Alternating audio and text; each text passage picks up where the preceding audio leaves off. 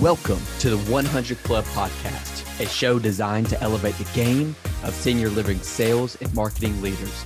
I'm your co-host, Michael Moy, and with me is Corey Mitchell. We're talking to leaders from all different positions and titles, giving you and your team a competitive edge to reach 100% occupancy. You're listening to Season 1.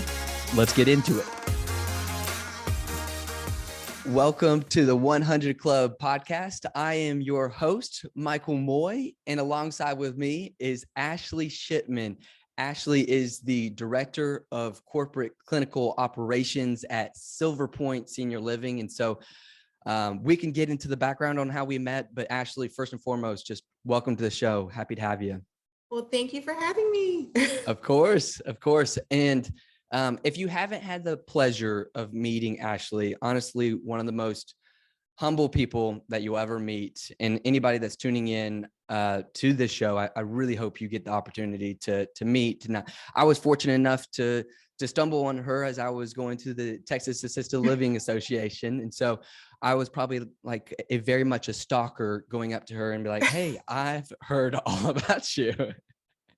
So Ashley, why are you even coming onto the show? Like, why aren't you just super afraid of me at this point? I don't even know. No. Like you're already questioning why you jumped on this stalkers podcast. Like, what's going on? No, not at all. Well, Ashley, great to have you on the show. And like I mentioned before, I originally did an interview with just one of your team members, Kelly Swinnison, and she's the VP of Sales and Marketing there. And she brought up just a phenomenal topic idea, and it's what we are going to be mostly focused on. So if you haven't listened to a lot of our podcasts before this episode, I highly encourage you to go back and check it out, and listen to definitely Kelly's episode, but then also all the other ones. And something that has been a theme throughout this episode or these podcasts have been that we are really wanting to promote cross-functional collaboration. I think if you have listened to the episodes, you're probably kind of sick of hearing about it, but I'm such a firm believer in everybody working together as a unit and becoming a force as a community. And no one person should be responsible for everything. And I get it. You have sales and marketing responsibilities. Ashley, you have, your corporate clinical responsibilities that we are tied to and that we get an honor to do. But at the same time, it just makes life so much better if we can work well with one another. And so that is going to be the aim and focus of this conversation. And so, Ashley, I love to just open up the floor and learn more about just your current role at SilverPoint and maybe a little bit why you got into the industry as a whole, but I'll let you kind of take it from here. Sure.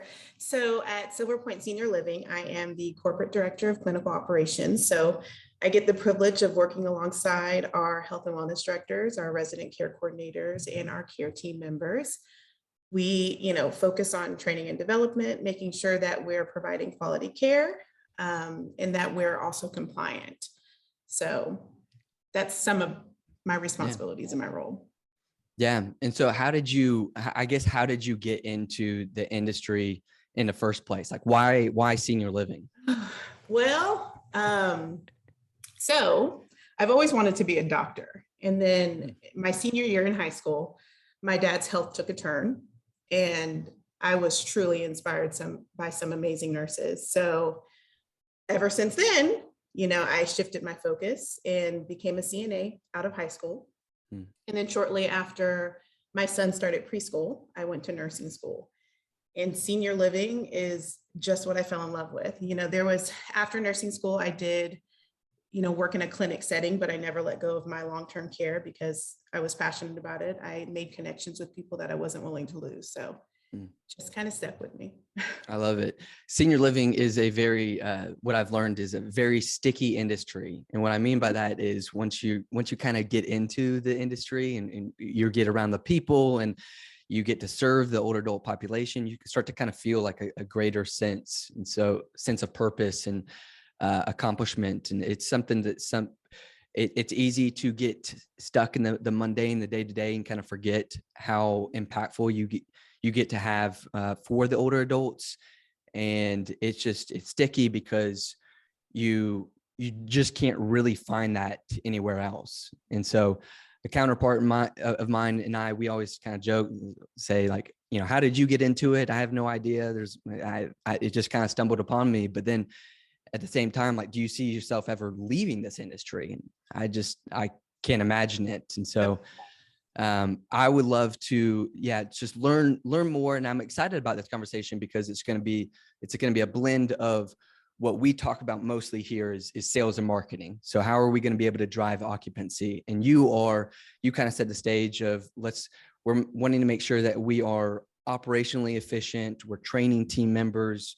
We want to make sure that we are state compliant, but then how can we blend a very clinical state compliant aspect to the sales and marketing background? And that's something that you guys at SilverPoint, I would say that you're doing a great job at.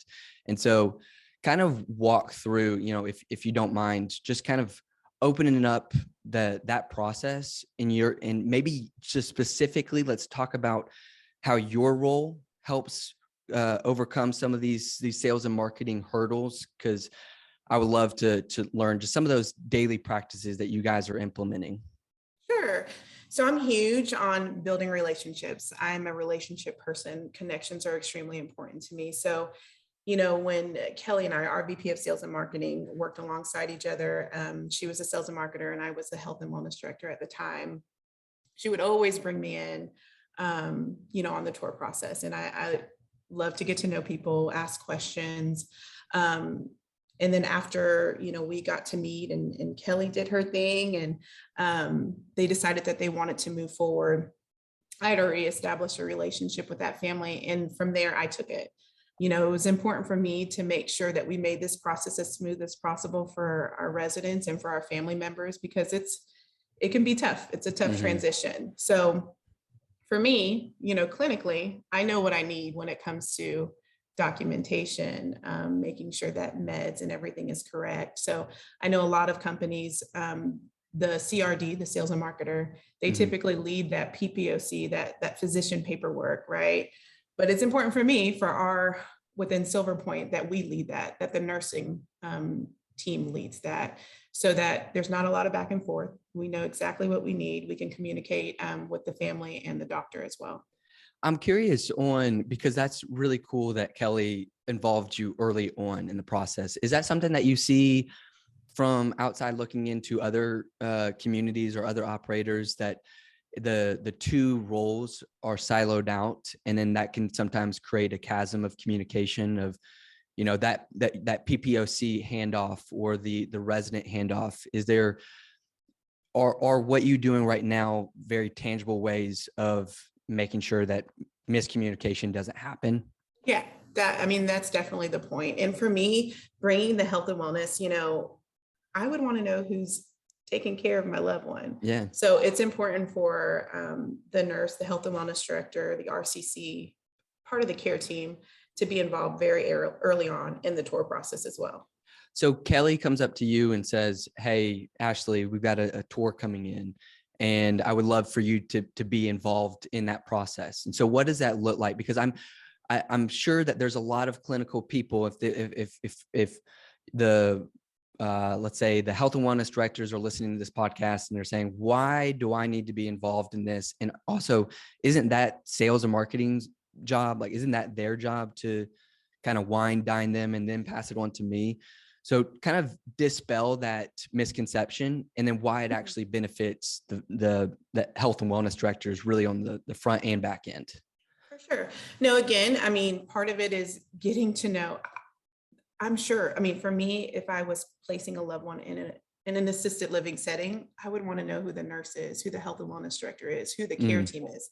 Those are who's my focus. So that's definitely the approach that I take. And it also gives me an opportunity to ask some questions so I can assist if they decide to move forward with communicating with the doctor on things that the family might tell me during that discovery process. Yeah.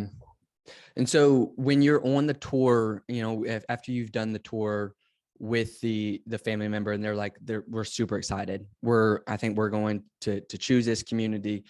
In my humble opinion, and this is not gospel. I don't know.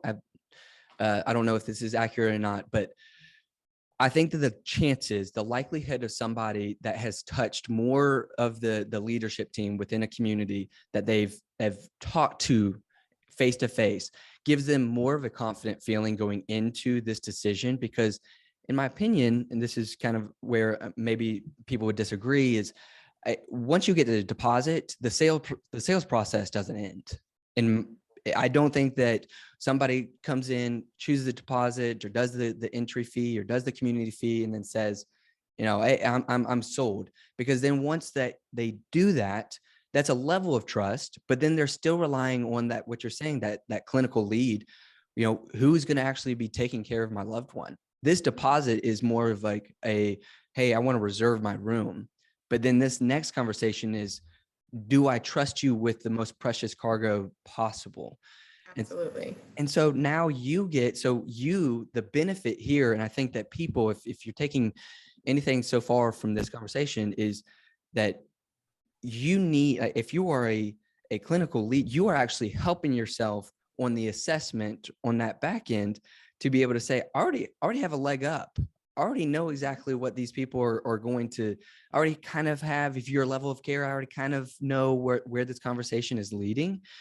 But then that saves you time, but then it also gives that family such peace of mind going into it. So kind of share the impact of going into the assessment, going in more intelligently into the conversation, and how that's benefited you just building that connection. Because you're huge on building that connection. So how's that played out?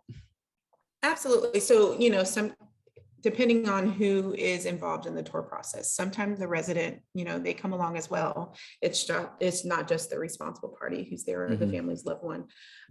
So if it was just a family member that came, I've already gotten a little bit of insight on the resident. And typically, just to kind of break the ice a little bit, I'll ask, like, if there's a favorite drink, a favorite, something that they really enjoy, and I'll bring it along just to establish that connection. Because I'm sure it's scary, somebody walking into your home and asking you all these questions, but establishing that relationship with that family member or that resident at the tour process, it just makes it a little bit easier. And it's just another visit, it's just a conversation. I truly try to not do the assessment, going line item by line item. It's just a conversation that we're having. I'm just getting to know you to see how I can help. Yeah, I think that's so phenomenal, because then if you come in with, it's almost like the white coat syndrome of when you come in, you're about to ask all these clinical questions, then the guard comes down. And so during the evolution of of you growing in your career and you learning just like, this is the better way, how have you seen that transition of going from more of the clipboard, asking those questions? How are you really empowering your team to ask more open-ended questions, as opposed to just checking off the boxes, right? Absolutely. Yeah. So, during my visits to the community, going alongside with the health and wellness director, having them shadow me do an assessment so they can kind of see, the way I do it. Not necessarily that they have to do it exactly the same way. We all have our own way, but definitely shadowing along so they can see it, and giving them pointers whenever I'm with them as well. Yeah, no, I think that's great. And then in terms of something that I've always appreciated, and I learned this from my health and wellness director. So shout out Amy Dempsey. She is phenomenal. She reminds me, it's crazy. She reminds me so much of you, because she has all of these same type of philosophies on here. Let's break down these barriers. Like let's get rid of the pen and paper. I just want to get mano y mano. Let's just talk. Let's be humans. Oh, that's right. And I don't want to sit here and scare you. And then also, like, if we're not a good fit, then let me help you find the right place. Absolutely. So have you seen that happen, where you're talking with somebody and saying, hey, if we might not be a good fit, but let me help you, find something else? Yeah. Most definitely. If there's ever a skilled need and, in our setting that we're not able to assist with, of course, I always try to find a way to say yes. But if there's a skillable need that requires a nurse on call 24/7 or things like that, or not on call physically in the building, definitely working with, as a team, our community, the marketer, trying to assist that family with finding a safe place. And have you found that once you have found them a place, so say that they needed to go to more of a skilled environment, they need to maybe do some more recovery for just helping their ambulatory limitations, right? You find them that place, they recover. Do you keep in contact with that family, or do you? Absolutely. Yeah, absolutely. I've had family members that I'm still in contact with. One of the most impactful, there was a resident who just truly touched me, and she stuck with me. But to this day, I'm still in contact with her daughter. The resident since then has passed, but she definitely was a huge part of my career, working in memory care. So yes, I definitely keep in contact. Listen to what Ashley is saying. So the work in the relationship does not stop after just, hey, even I've found you a place, like even if I've done you, I've done you solid, I found you a place, and now kind of high and by the relationship. And that honestly, that takes a very dedicated and tenacious person, like really going after the relationship and saying, I'm going to look for ways to build upon this. And it's not going to just stop once I find you a place, it's going to continue on. And I think if anything, if anybody really wants to have an actionable step after this, I know that we've already had a couple of ones that you could write down and immediately implement, but that is to stay in contact with families, because first and foremost, it's the right thing to do. And then secondly, who knows, that person might be able to recover, make the leaps in steps forward into being able to be kind of, quote, I hate this word, just accepted into the community. Mm-hmm. And so you don't know if that might happen or not. But then also, the families that you're working with, especially in specific communities, they talk with one another. Man, I can't tell you, we toured with SilverPoint X community, and we talked to Ashley. We fell in love with the philosophy, and man, they just cared. And we didn't even end up moving, but like, I'll be your referral partner. Like I'll send people. So have you been able to get, or I guess hear good word of mouth just based on what you're describing is just customer service? Yeah, absolutely. Yes. That's awesome. That's awesome. So I think there's a number of things that you can take away from what we've been able to discuss so far. And I kind of want to pivot into more of what you just touched on, is the getting to the yes. So I want to find whatever way possible, because I think the normal, the perception of health and wellness directors is kind of, there's kind of a tension point. I think I'll say it. There's tension between sales and clinical, and sales is just looking to get anybody and everybody in to, from an ethical standpoint, of course, but just they have numbers that they need to be hitting, and then they feel the pressure. But then also you feel the pressure of stay compliant and making sure that we're actually doing good by these residents and also our team members. I think there's such a whirlwind of collateral effects that actually happen. So once a resident moves in, it's not just affecting occupancy, it's affecting of, well, does this take 2 team members to take care of this person? How does that affect my bandwidth? And then we're talking about, a labor crisis. I'm already having a hard time finding team members of trying to get people to come in, take shifts and really help these residents. And so I say this to say, everyone has their own job, and there's this push and pull. And so, but you do a really good job on trying to say, like, let's just find a way to help these residents and these families. And so explain your philosophy, because I thought it was really interesting. Yeah. I mean, just shifting that mindset, focusing on the fact that people need help, and that's what we're here for. And, so that's truly my focus. It's not, when somebody comes in, it's not me thinking about how much this is going to add to, our our workload or things like that. It's, this is somebody who really needs our help, so focusing on that is important for me. Yeah.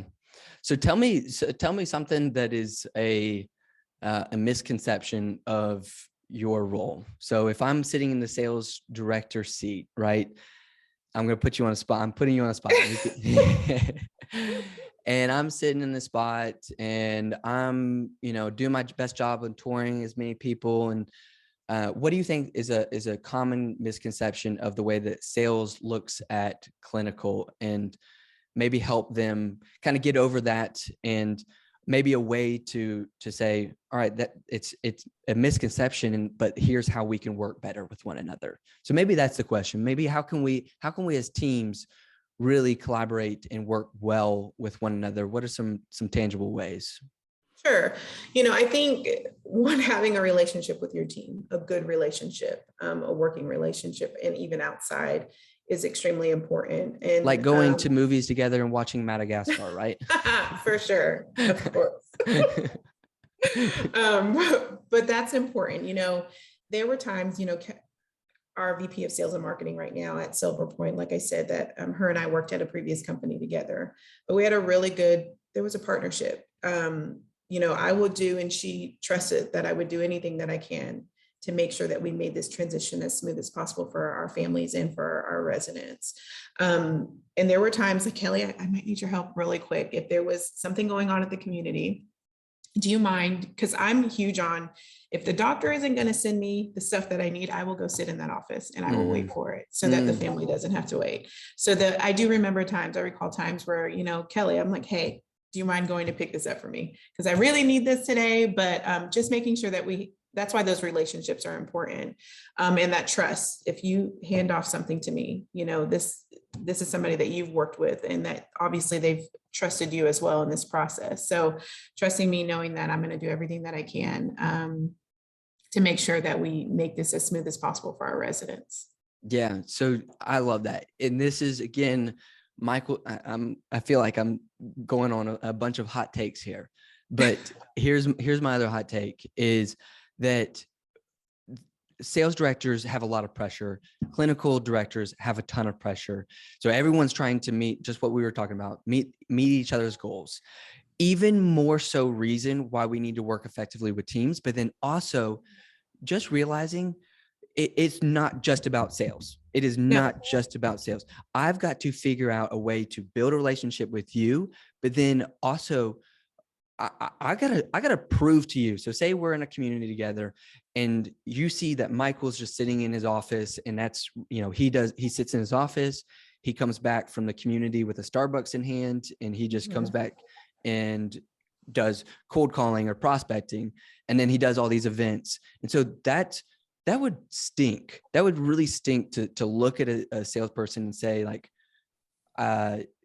kind of only doing the things that are kind of important to him. And so I challenge all sales directors to step out of your box, to step out of your office, beyond just the prospecting and the events, and do what you are saying, Ashley. And that is, if you need documentation, hell, go get the documentation from the office.